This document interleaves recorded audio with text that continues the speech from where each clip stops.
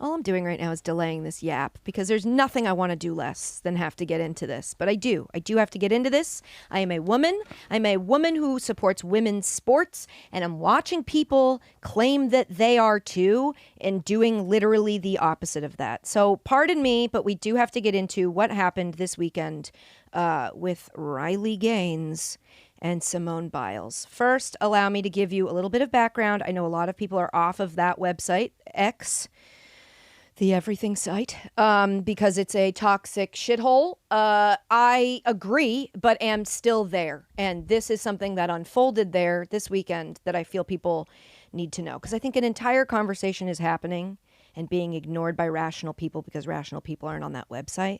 And you, my listeners, rational people, I just want to talk to you about this. So Riley Gaines, who you may know, she, tied for 5th with a trans swimmer, 2022, I think, and has not shut up about it since.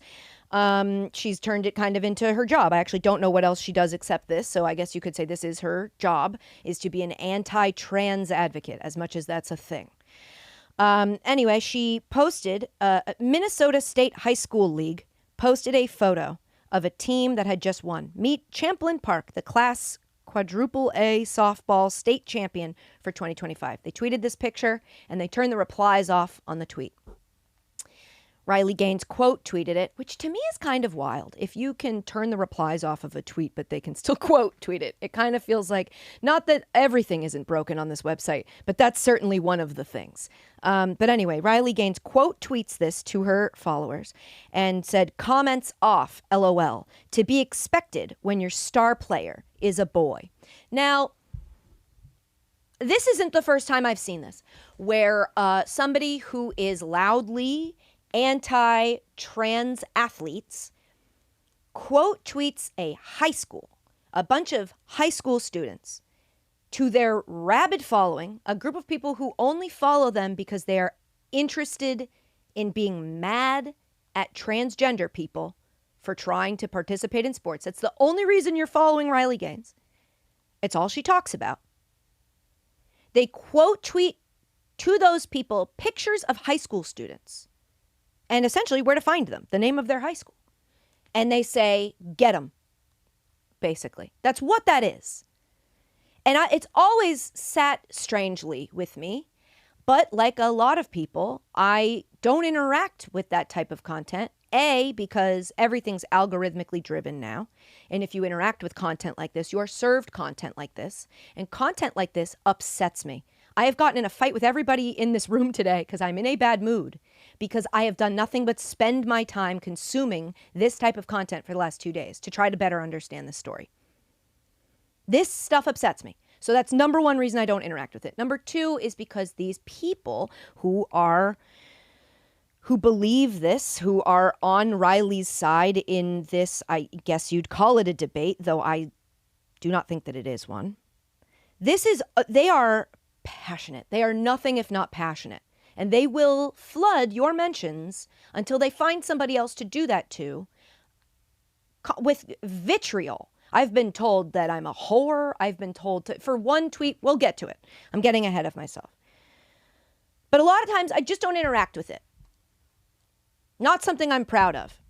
Something I am proud of, I saw Simone Biles, one of our greatest Olympians, a source of national pride, one of the best female athletes that we have in this country. Inarguable. She quote tweeted Riley's quote tweet. Sorry if we're getting lost in the words but you get what I'm saying. She basically tweeted back at this and to her followers said, "You're truly sick. All of this campaigning because you lost a race. Straight up sore loser.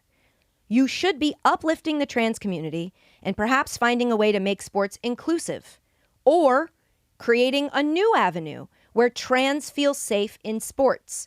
Maybe a transgender category in all sports.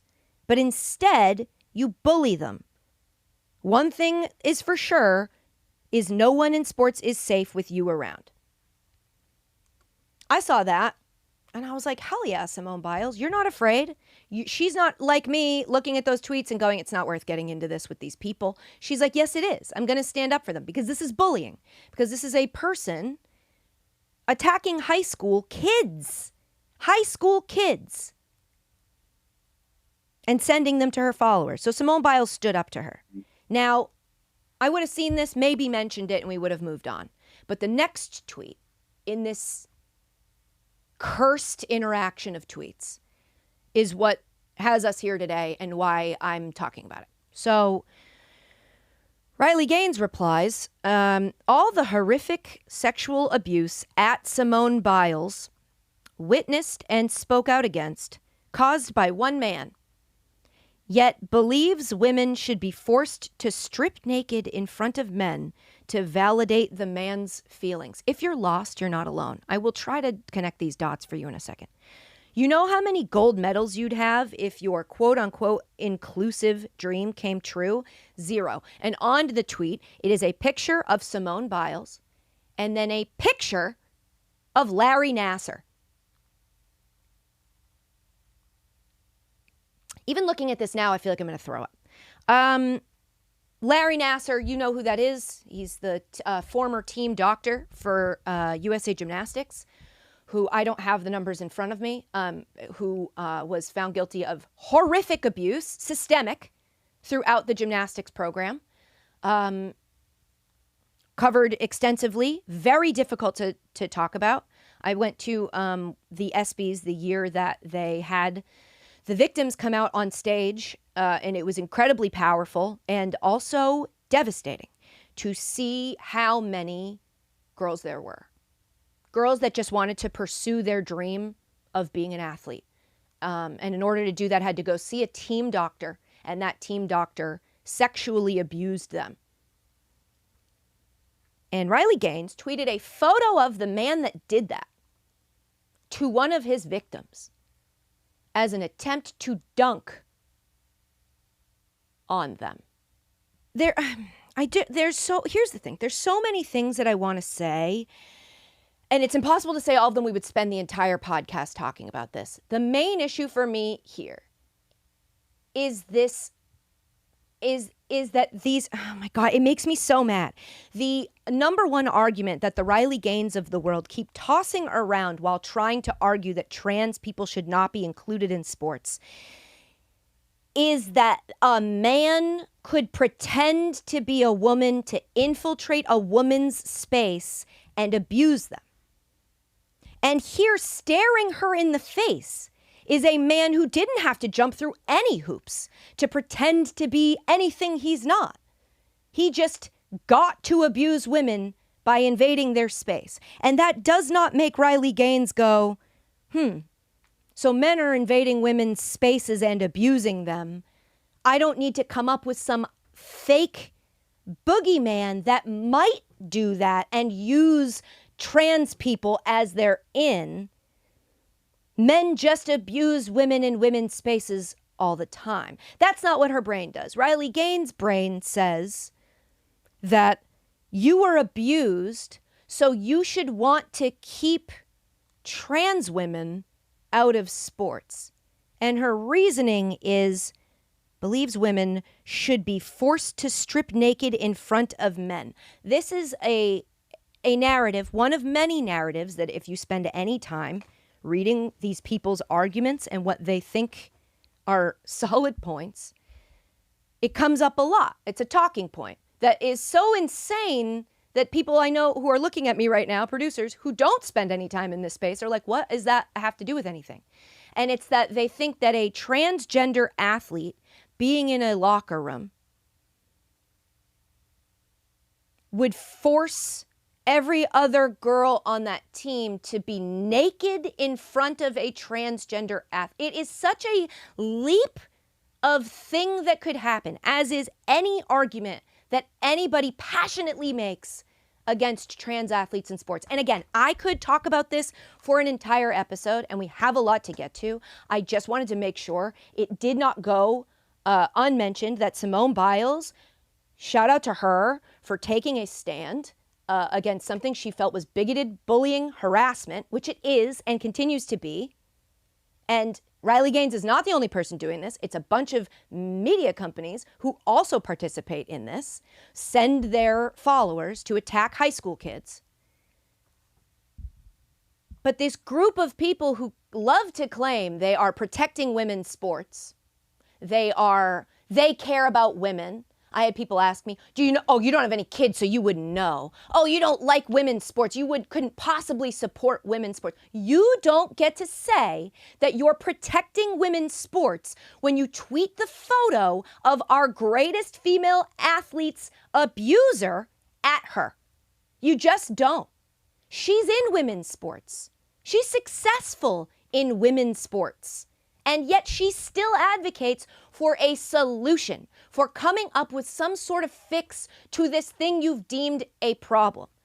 I just am fascinated by these people who spend all of their time ruminating on this issue, and yet their understanding of it appears to have deepened zero. There's never a nuanced, interesting argument. There's never a solution being offered. There's never a, here's what the rules are, and here's how we would like to change them. All they say is keep men out of women's sports. Trans women are not men. That's where the disconnect is happening. Men go into women's sports and do evil things all the time. We don't have to come up with some fantasy scenario where this might happen. It's happening. And you know that because you're tweeting it at the woman it happened to. I just am sick of people acting like keeping people out of sports is some revolutionary position to take, when actually, if you look through the history of sports, it's like kind of the establishment. Sports loves to keep people out. And fighting for inclusion in sports is actually the radical position to take. And I love that Simone Biles has taken that position. I personally am also taking that position. I've promoted this podcast by saying I think it's important because sports are for everybody, and I mean everybody. Trans people are people. Maybe you don't know any. So maybe that's why it's so easy for you to erase their humanity and refer to them as if they're just men pretending to be women so they can abuse people. There's no evidence of that. It's all plenty of evidence of men abusing women. No evidence of this boogeyman that they keep dragging out, that like they're doing it so they can abuse a woman. In fact, the only people who I've ever seen advocate for that, I saw somebody who's involved in this conversation offer $10,000 to any male high school athlete who can compete in a women's sport, and they have to wear the merch of that website. They're the only people advocating for men to sneak into women's sports. Over here, we're advocating for trans women to be allowed to play sports of all ages. Why? Because everybody should get to play sports if they want to play sports. And sports should figure out what to do with this category of human that we are now more familiar with, that we are now aware of. That's sports' job, is to come up with the rules from sports experts, medical experts, human rights experts, the people who have previously been involved in making these rules. They should make the rules on how this works. But you don't just get to say, I don't want them here, they can't come here, they're gonna rape. It's not logic, okay? These are children, high school children. Sports are community. Sports are social acceptance. Sports are how you learn and grow as a person. The trans community is already at huge risk of suicide, of isolation, of being ostracized. And it's that important to you that you also don't let them play sports? You are attacking a very vulnerable community very maliciously. And it's so obvious to me that it's wild it isn't obvious to everybody else. I don't know how you go to sleep at night talking the way that you do about children. Children. Anyway, the main point of that is you cannot claim to be protecting women's sports and tweeting the photo of an abuser at the person he abused and who's a female athlete. You just can't. So there goes that argument. Come up with something else. You're not protecting women's sports. Simone Biles is.